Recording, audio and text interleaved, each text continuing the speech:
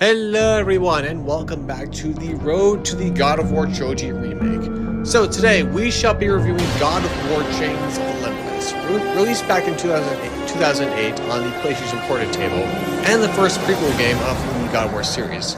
The story follows Kratos 5 years before the events of the first game, as we get to see him in action battling monsters and all different types of enemies along the way. So before we actually start the story, I just want to say how impressive and awesome it is that the PSP can run this game super well, much like how the first two games managed to run super well on the PlayStation 2 before they got brought over to the PS3. Now, let's begin the story. We open up with the narrator speaking of Kratos, who was once the great general of Sparta, and now the champion of the gods. And now he's on a quest to free the nightmares that still haunt him. And pretty much these scenes are pulled straight from the cinematic cutscenes from the first God of War game. In the present day, we open to Attica, and it's being attacked by the Persian Empire. So Kratos is called by the gods to, of course, save Attica from the invading Persians. Kratos makes his way, fighting through Persian soldiers, and he fights the new monster. As he fights through, we then face off against the Persian king, and it's a nice introduction to boss fights for this game, I will say. Once we defeat him, we get our first magic ability, which is basically like an angry genie that gives you fire wave attacks.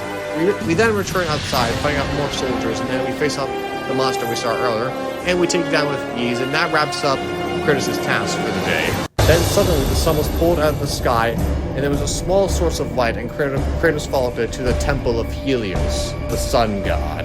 All the while, Kratos fights off against the armies of Morpheus, the god of dreams. And can I just say this is a real big missed opportunity to fight Morpheus?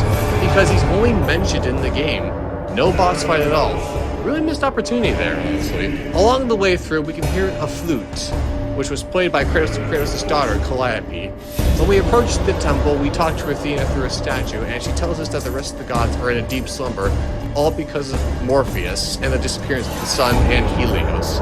As we make our way through the temple, we solve mainly a lot of puzzles, and we also get the shield of Helios, which is super useful for parrying enemies. And also, and there's also this sun power ability too.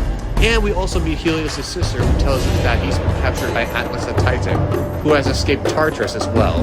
Once we do this little puzzle connection, it activates the whole temple, which is basically the chariot of Helios, which is pretty crazy.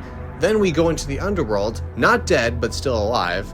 We journey our way through fighting the enemies of the underworld, and then we come face to face with Charon the Ferryman. And we easily failed, and we get sent right into Tartarus. And this here is the first time where Kratos actually escapes the underworld, and we also get the Gauntlet of Zeus, which is super powerful. And then when we get back to Charon, we beat him with the Gauntlet of Zeus, and then we arrive at the palace of Persephone, and then we see our daughter Calliope as she runs off. And then we have to fight more and more enemies, even some difficult ones as well. Once outside again, we see Persephone, the queen of the underworld and the goddess of nature. She tells us that we can see our daughter again if we remove all the power we have, even including the tattoo for some odd reason. Then we finally get to see our daughter again in the Elysian Fields, which is basically like the heaven version of Greece, I guess, but yeah. And Kratos is glad to see his daughter again, but however, this was all part of Persephone's plan, as she is the one who freed Atlas and captured Helios, and now Atlas will destroy the pillar that holds the world. With no other choice, Kratos must leave his daughter behind and become the ghost of Sparta again in order to save the world. Once dealt with the last few remaining enemies, Kratos fights Persephone head-on. He even chains up Atlas too and defeats Persephone. So this technically counts as Kratos' first defeat of a goddess before Ares. With that said and done, Kratos rescues Helios, and the sun rises up again, sending Morpheus' army back to the shadows. And in a post-credits scene, Kratos falls from the sky and lands on the place where the gateway to Olympus is. And then Athena and Helios take away the items Kratos used throughout the journey.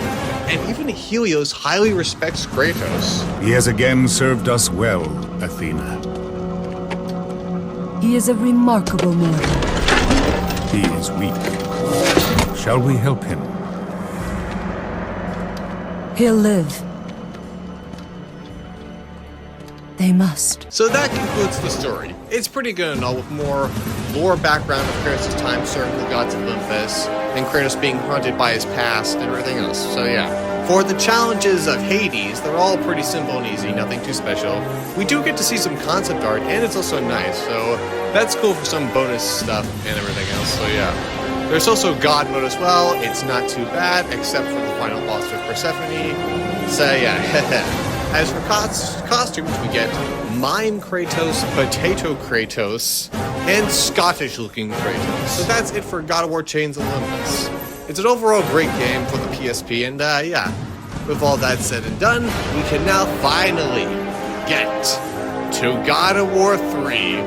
I said I'd be doing this in a release order, so yeah, we're doing it. Until next time, everyone.